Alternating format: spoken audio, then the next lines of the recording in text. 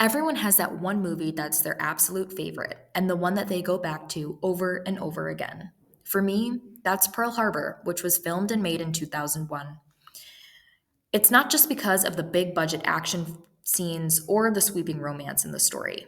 It's because it has everything: love, loss, war, and history all rolled into one unforgettable experience.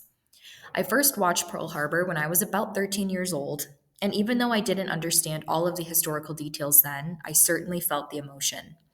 And now every time I revisit it, I see more and I feel more. The friendship between Rafe and Danny is the heart of the story. The two best friends are both pilots, both brave, and both willing to sacrifice everything for each other and their country. And then there's Evelyn, the nurse who loves deeply and painfully, who is caught in the middle of their story and the war around them.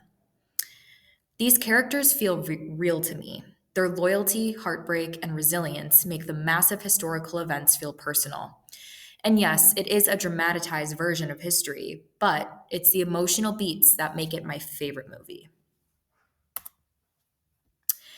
But as I got older and started looking at films with a more critical eye, I began to notice something else about the film: the post colonial undertones. Pearl Harbor focuses on the American perspective, but there's a whole other layer of global history that's just beneath the surface. If you think about it, Hawaii wasn't even a US state yet, and it had been annexed just decades earlier.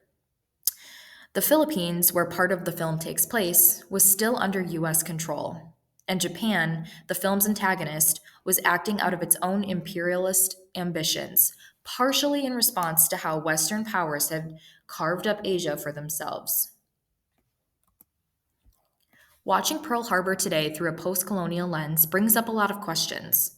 Who gets to be the hero in our history? Whose stories are we told and whose are left out? The movie paints Japan as the enemy, but it doesn't explore the deep rooted tensions and cycles of imperialism on both sides. It doesn't mention the colonized peoples caught in between, like the Hawaiians or the Filipinos, who had little say in the global powers fighting over their lands. Despite its gaps, Pearl Harbor remains powerful to me.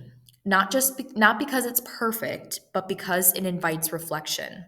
It brings history to life and it challenges me to look beyond the explosions and romance to understand the deeper forces at play. It's my favorite movie because it makes me feel something and it makes me think. And I think that's what great films are meant to do.